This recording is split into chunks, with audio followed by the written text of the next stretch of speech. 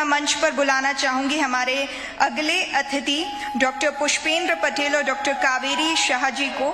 साथ ही मैं मंच पर बुलाना चाहूंगी, आग्रह करना चाहूंगी हमारी सहयोगी दिव्या से कि मंच पर उपस्थित होकर सत्र को आगे बढ़ाएं।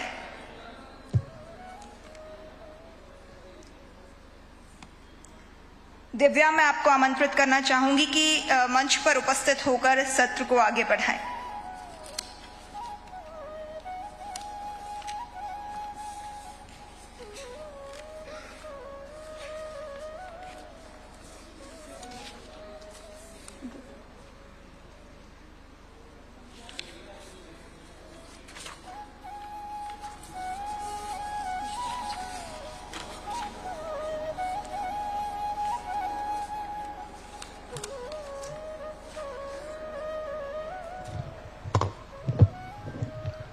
पहले तो मैं आप दोनों का ही बहुत स्वागत करती हूं कि आपने अपना समय निकाला, क्योंकि डॉक्टर जीवन ऐसा होता है कि समय निकालना बहुत ही मुश्किल हो जाता है, कभी भी कुछ भी हो सकता है।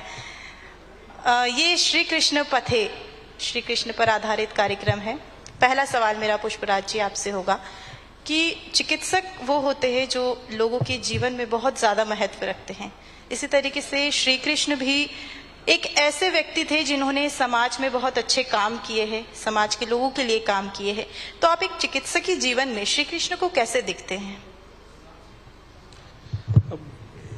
श्री कृष्ण हमारे आराध्य हैं, भगवान हैं, और जो वो शिक्षा दे के गए हैं तो हम कोशिश करते हैं कि पालन करें, अपने जीवन को अच्छा बना के रखें। और उसी तरह से जो हमारे पेशेंट हैं जिनका हम इलाज कर रहे हैं, जो किसी बीमारी से पीड़ित होकर हमारे पास आए हैं, तो उनसे निजात पा सके, जितना संभव हो सके बीमारी से और जो एक हॉस्पिटैलिटी से, उससे खुश होके जाएं ताकि संपूर्ण रूप से वो स्वस्थ रह सकें।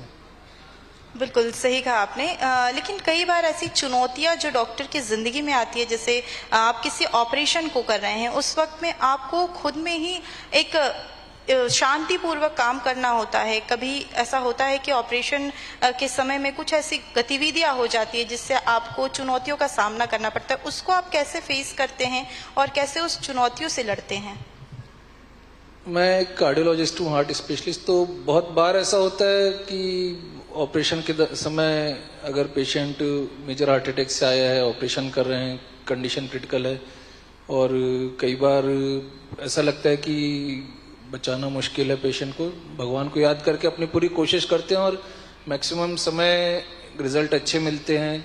जो एक सबका प्रयास होता है उसके कारण जान बचती है और हम अपने जो काम रहता है उसमें सफल होते हैं। बिल्कुल। अब मैं मैम से सवाल करना चाहूँगी कि आप गायनेकोलॉजिस्ट है और साथ ही अभी जो दिनचर्या चल रहा है महिलाओं के जीवन में हो या फिर नॉर्मल गर्ल्स के जीवन में हो, तो कई समय में हम माहवारी में बहुत सारी प्रॉब्लमों का सामना करना पड़ता है और इस बीच हमें वर्किंग वुमेन होने के साथ साथ काम भी करना है और उन चीज़ों से भी निपटना होता है। तो हम कैसे उन चीज़ों से बचें और कैसे क्या योगा करें, क्या एक्सरसाइज करें ताकि हम उन दिनों में भी ठीक रह सके और काम कर सके?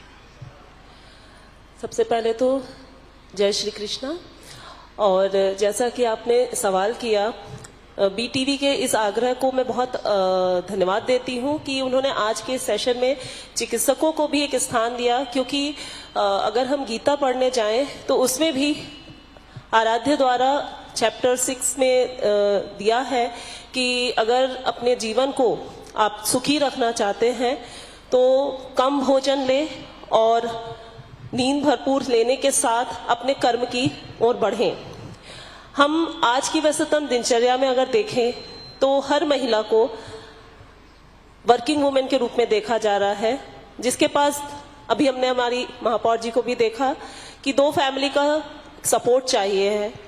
और ऐसे में वर्किंग वुमेन अगर अपने स्वास्थ्य पर ध्यान नहीं देती है, जिसे न केवल काम करना है बल्कि एक जननी के रूप में भी समाज में रहना है, एक परिवार को भी बढ़ाना है, तो उसके लिए अपने स्वास्थ्य पर ध्यान देना बहुत ज़रूरी है। और ऐसे में बीइंग गायनेकोलॉजिस्ट मुझे ऐसा लगता है कि महिलाएं जब भी गर्भधारण के लिए शुरुआती दिनों में आती हैं तो पहले तो ये समझे कि हम एक नई पीढ़ी को जन्म देने वाले हैं और इस समय पे हमारा मन शांत होना और हमारे मन में उत्तम विचार होना बहुत आवश्यक है। आजकल गर्भ संस्कार जैसे कार्यक्रम भी हम लोगों में प्रेरित कर रहे हैं, ताकि गर्भ संस्कार जो कि पुरातन समय से चला आ रहा है, लेकिन कहीं ना कहीं ये आज की मॉडर्न लाइफ में खो गया था, जिसे वापस से हमारी गायनेक सोसाइटी ला रही है।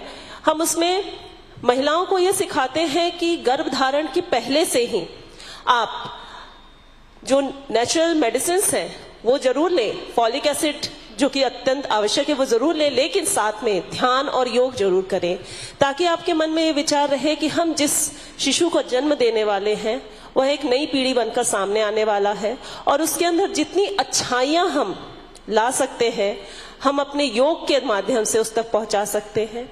अपने वातावरण को साफ सुथरा, और साफ सुथरा न केवल सफाई, फिजिकल सफाई नहीं, मन की आंतरिक सफाई के द्वारा करें। मेडिटेशन करें, मन के जो जितने बुरे विचार हैं उनको त्यागें, और प्रभु का ध्यान जरूर करें, ताकि आपका जब मन शांत होगा तो एक गर्भ में पलने वाला शिशु भी चंचलता से दूर होकर एक स्वस्थ और सफल बनेगा।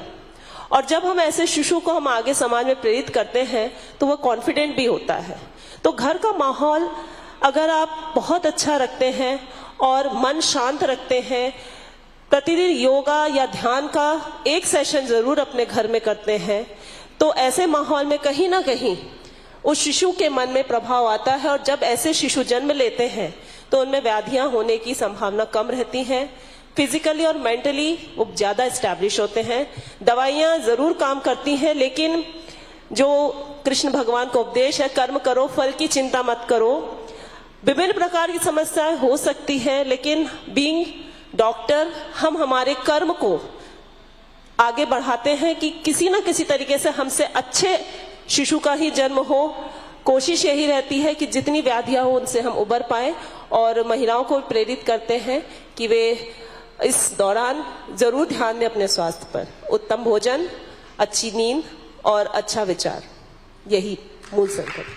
बिल्कुल मैम, आपने बहुत ही अच्छे तरीके से समझाया है, क्योंकि महिलाओं के लिए बहुत ज़्यादा ज़रूरी हो गया है जानना कि किस तरीके से हमें उन दिनों में सफ़र करना है। सर, मेरा सवाल आपसे होगा कि कोरोना के बाद से लगातार जो केसेस है हार्ट अटैक के वो बढ़ते गए हैं, आखिर ऐसा क्यों बढ़ रहा है? रेट जो बढ़ते जा रहा है, लगातार दरें बढ़ती जा रही है, और ये ऐसा नहीं हो रहा है कि सिर्फ ज़्यादा उम्र वालों के साथ हो रहा है, ये अक्सर देखा जा रहा है कि युवावस्था में भी हार्ट अटैक आ रहे हैं या फिर बुजुर्गों को भी आ रहे हैं, तो आखिर ऐसा क्यों हो रहा है? ये आपका कहना सही है कि कोरोना के बाद में जो हार्ट अटैक के केस हैं, खास करके यंग एज में, ओल्ड एज में तो पहले भी होते थे, लेकिन यंग एज में बहुत तेजी से बढ़ रहे हैं। जिस एज में पहले नॉर्मली 40 साल के बाद एक अगर रिस्क फैक्टर रहता था, वो एज घट के 25-30 साल के बीच में आ गई है।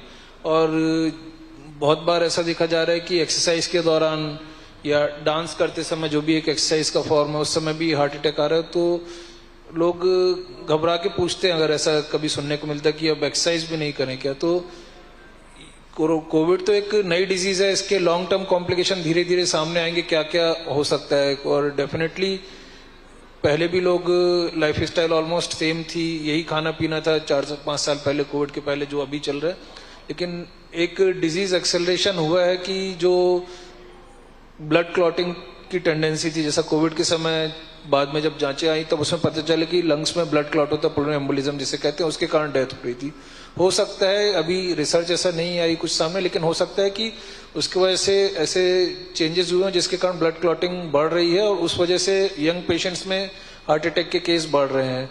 और खास करके ज्यादा चिंताजनक बात यह है कि ऐसी एज में संभलने का मौका नहीं मिलता, हार्ट अटैक आता है तो डेथ रेट ऐसे में ज्यादा रहता है। ओल्ड एज में तो ब्लॉकेज डेवलप होते हैं, धीरे धीरे कोलेट्रल चैनल बन जाते हैं, नेचुरल बाईपास जिन्हें कहते हैं, और ब्लड सर्कुलेशन आगे चलता रहता है और डेथ रेट कम देखने को मिल रहा है। लेकिन यंग एज में जो हार्ट अटैक आ रहा है उसमें डेथ रेट ज्यादा देखने को मिल रहा है, वो ज्यादा चिंताजनक है।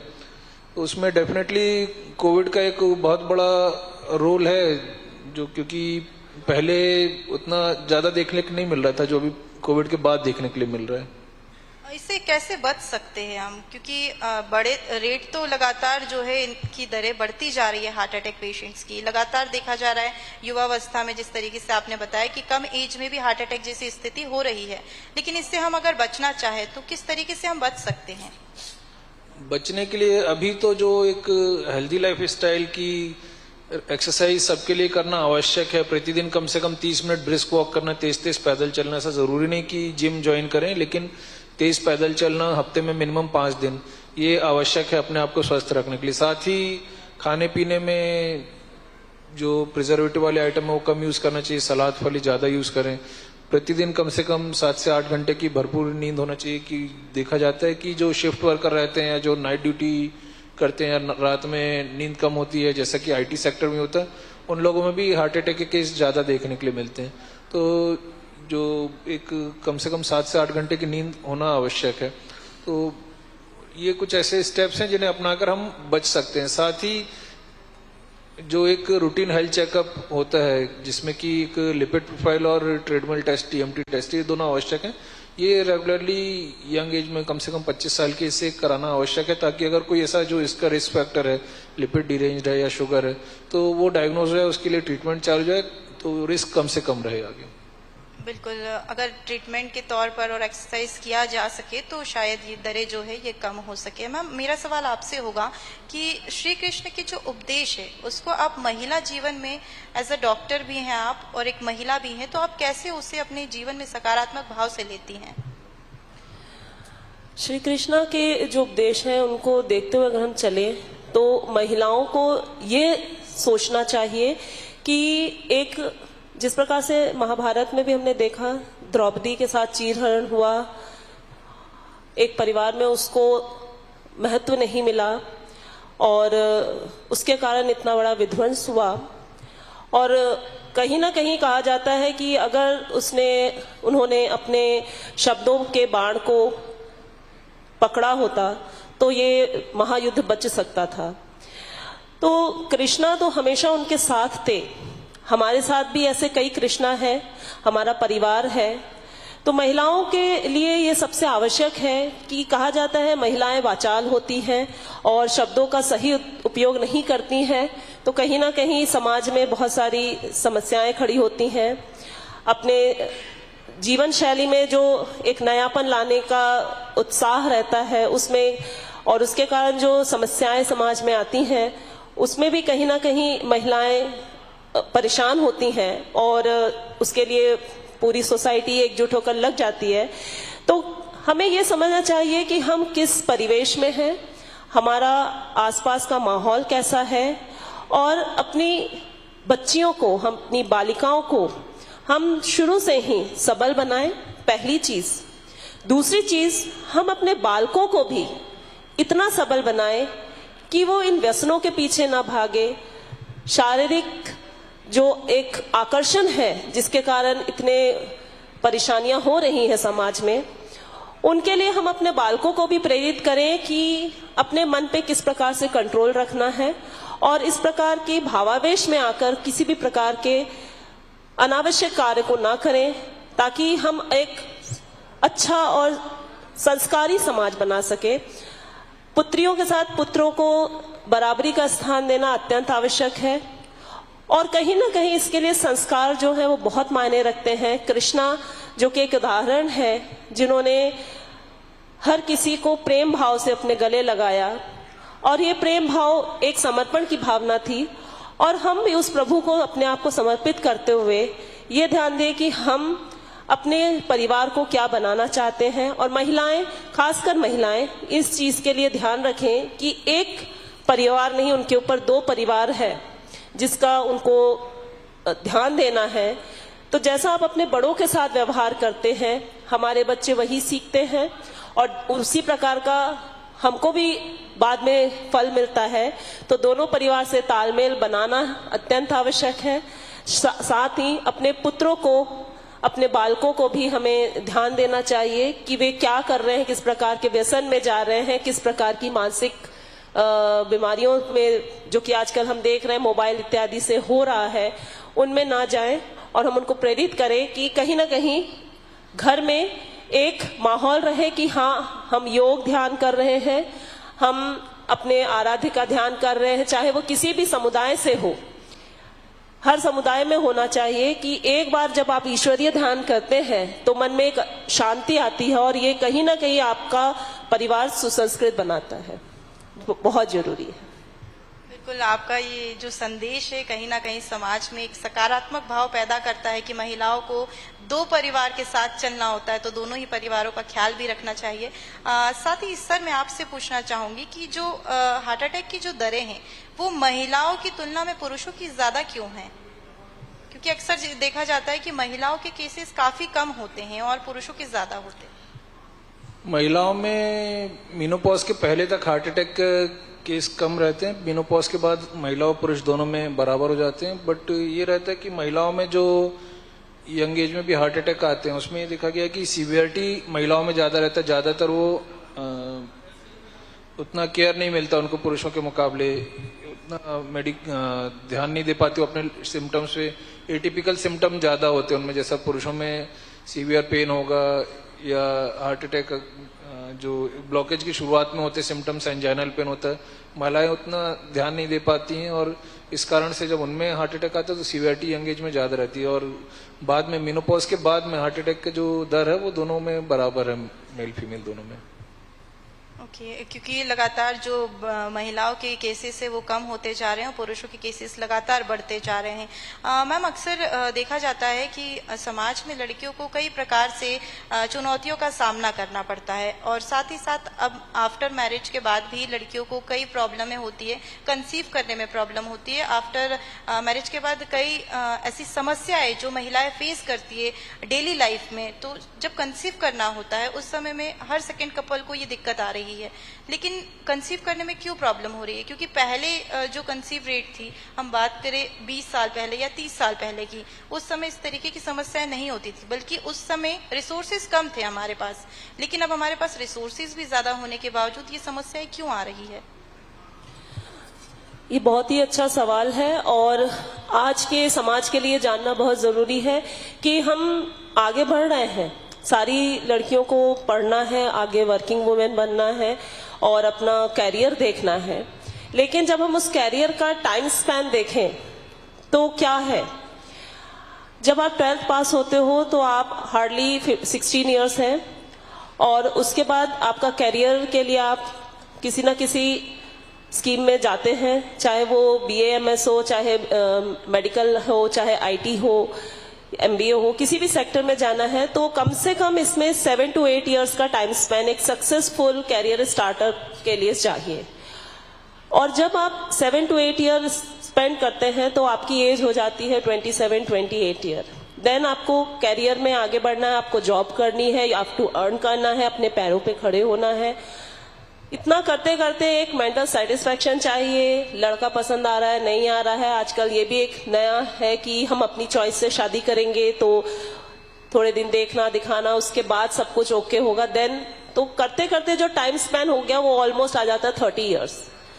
तो जब 30 ईयर में आप फैमिली स्टार्टअप के लिए सोच रहे हैं तो इस समय तक हमारी ओवरी का जो मैक्सिमम फंक्शन था वो ऑलमोस्ट हाइट पे आ चुका था। यही चीज अगर हम जो आप बोल रहे हैं 10, 15 ईयर 20 ईयर बैक देखें तो ऑलमोस्ट इतना कैरियर ओरिएंटेशन इतना कुछ नहीं था और शिक्षा के साथ साथ शादियां हो रही थी। मतलब अगर मैं अपने खुद मेडिकल कॉलेजेस में टीचर्स को देखूं तो उन्होंने MBBS करते हुए उनकी मैरिजेस हो गए थे। तो उस समय यह था कि एक टाइम था कि हम लोग शादी टाइम से कराना है, पढ़ाई करते रहो। अभी ये चलन हो गया है कि पहले पढ़ाई करेंगे, करियर सेटल करेंगे, फिर शादी करेंगे। तो ये जो थोड़ा सा हमने चेंज किया है अपने जीवनचर्या में, उसके कारण जो हमारा शारीरिक चेंजेस हैं, जो ओवेरियन फंक्शन है जिससे एग बनते हैं, जहां वो चीज तो उतनी ही चल रही है, बल्कि पहले बालिकाओं में मेंस्ट्रुएशन एज जो था वो 14-15 इयर्स होता था और वो आज की डेट में 9 to 10 इयर्स हो गया है। मतलब अब क्लास 2, क्लास 3 के बच्चों को भी मेंस्ट्रुएशन स्टार्ट हो जा रहे हैं। सो जो चीज लड़की जो एक परिपक्वता की ओर जा रही थी वो 8th 9th क्लास से जा रही थी, आज की डेट में वो क्लास 3 से स्टार्ट हो गया। आप उस तरीके से समझ सकते हैं, एज वाइज तो लोगों को नहीं समझ में आता है कि जब हम 8th 9th क्लास में जिनको मेंस्ट्रुएशन हो रहा था, आज की डेट में क्लास 3-4 के बच्चे को मेंस्ट्रुएशन स्टार्ट हो रहा है। तो फिजिकली तो उसके बॉडी में चेंजेस आ गए हैं, उसकी बॉडी में ओवेरियन फंक्शन स्टार्ट हो गया है, शी कैन कंसीव। लेकिन अगर हम मेंटली देखें तो उनका वो विकास नहीं है। और ओवरी को एक गॉड से गिफ्ट है कि वो कितने एग निकालेगी, तो हर ह्यूमन बीइंग के अंदर वो काउंटेड रहता है जब वो बेबी बन रहा होता है। तो इसलिए टाइम स्पैन जो है वो 40-45 ईयर्स तक रहता है जब मैक्सिमम एग निकल रहे होते हैं, और क्वालिटी ऑफ एग भी धीरे धीरे खराब होना चालू हो जाते हैं। तो जब प्लानिंग चालू होती है आज की डेट में 30+ में, तो already good quality of egg हमारे खराब हो चुके होते हैं, और अब हमारे पास बचे कुचे जितने हैं उसी में हमको कंसीव करना है, और अच्छी वाली क्वालिटी का एग मिले तब तो अच्छी संस्कारी बच्चा निकलेगा।